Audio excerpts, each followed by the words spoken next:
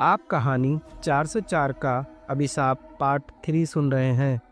अगर आपने 404 का अभिशाप पार्ट 1 और 2 नहीं सुना है तो आप हमारे चैनल मन के डर पर जाकर सुन सकते हैं। नितिन बाबू ने उस रात भागने का फैसला किया, लेकिन जैसे ही वह हॉल में पहुंचे, उन्होंने देखा कि दीवारें पिघल रही है। दीवारों से गीली मिट्टी रिस रही थी। अचानक छत फटी और वह बच्चा नीचे आ टपका। वह सीधा खड़ा नहीं होता था साहब, वह मकड़ी की तरह उल्टा रेंगता था। मैं चाबी लेकर ऊपर पहुंचा तो देखा कि नितिन बाबू घुटनों के बल बैठे थे और कलवा उनके कंधे पर चढ़ा हुआ था।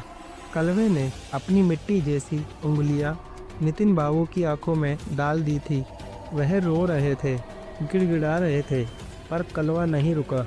कलवा बोला, अघोरानंद ने मुझे बनाया, पर तुम मुझे पूरा करोगे। देखते ही देखते नितिन बाबू एक मिट्टी की मूर्ति में बदल गए। उनका जिस्म पत्थर जैसा सख्त और मिट्टी जैसा भूरा हो गया।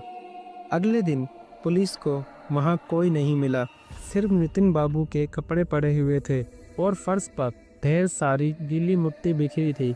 लोग कहते हैं नितिन भाग गया, पर साहब कभी गौर से 404 के दीवार को छूकर देखना, वो दीवार आज भी गर्म रहती है।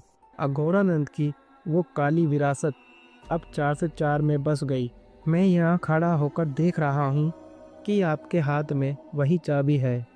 वो कंचों की आवाज़ अब 504 से नहीं बल्कि 404 से आती है।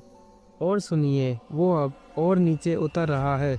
बच सके तो बच लीजिए, क्योंकि कलवे को अब नया खिलौना चाहिए। रामू काका खामोश हो जाते हैं और अपनी बीड़ी बुझा देते हैं। युवक कांपते हाथों से चाबी देखता है। अब फैसला आपका है साहब, ऊपर जाना है या अपनी जान बचानी है।